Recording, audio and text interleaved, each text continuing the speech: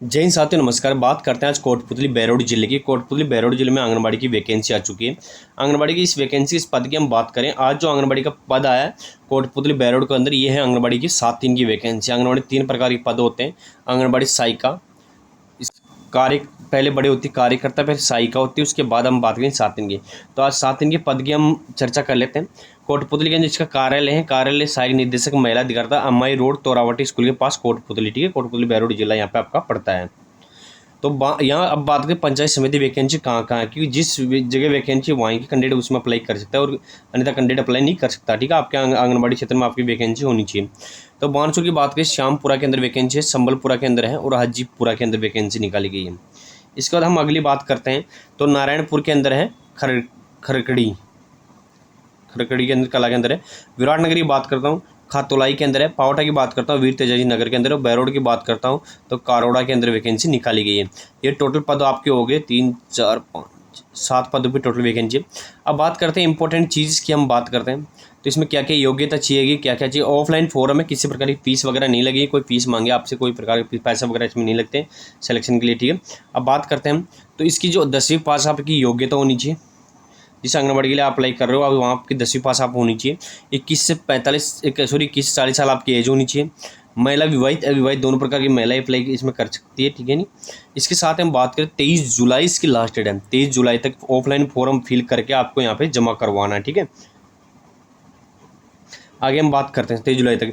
इसके साथ ही आंगनबाड़ी के लिए आप जिस आंगनबाड़ी की पंचायत के लिए अप्लाई कर रहे हो वहाँ के आप निवासी होनी चाहिए। ठीक है, आवेदन पत्र के साथ क्या क्या आपको लगाना है, एक तो शौचालय का घोषणा पत्र, उसमें फॉर्म आपका आएगा।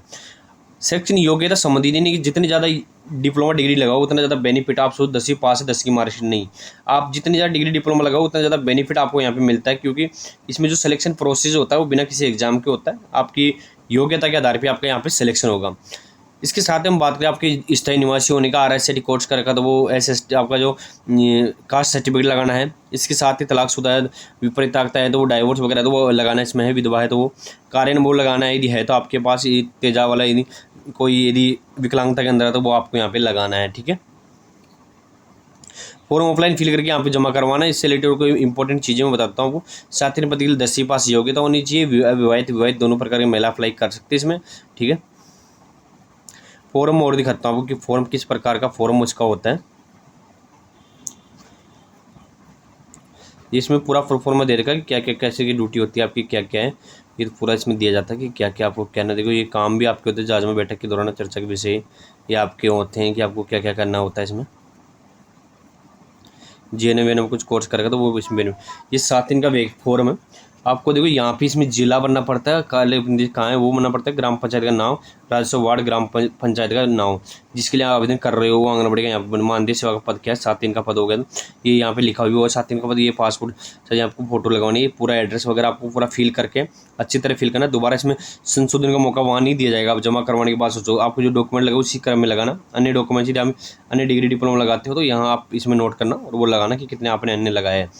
आपको लास्ट में एक स्लिप मिलेगी, वो आपको लेके आनी है। ठीक है, ये स्लिप आपको वापस दी जाएगी, ये आपको लेके आनी है भर के। ठीक है, इसके साथ अब बात करते हैं मेन इंपॉर्टेंट जो चीज़ टॉपिक हमारा मेन है कि कैसे सिलेक्शन होगा सर हमारा। तो सिलेक्शन की बात करें, 5 नंबर का पहला टॉपिक होता है।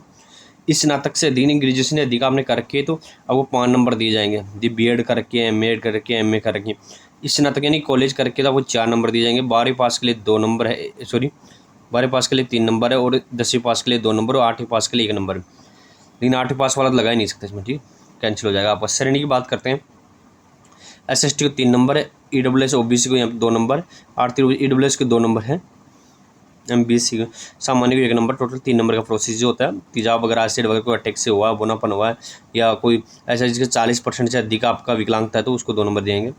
इसके साथ ही आपने कंप्यूटर में PGT O लेवल कर रखा है, यानी कि RSCT जो ऊपर कुछ कोर्स कर रखा है 2 नंबर होगा। RSCT का 1 नंबर आपको मिलेगा। इसके साथ ही आपने आंगनबाड़ी कार्यकर्ता अनुभव की किसी भी चीज़ का अनुभव ले रखा है, ये बच्चों से संबंधित हो तो आपको 3 नंबर मिलेंगे। 2 नंबर यहाँ पे आपको BPL वगैरह इनको है तो वो मिलेंगे, ये होंगे तो ही मिलेंगे, नहीं तो नहीं मिलते हैं। ठीक है, तो ये काट देना आप। 3 नंबर यहाँ पर रिता विधवा तलाकशुदा को मिलेंगे।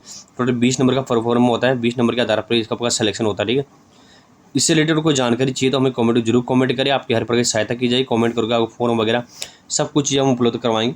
धन्यवाद साथी, वीडियो अच्छा लगा लाइक शेयर करना ना भूलें।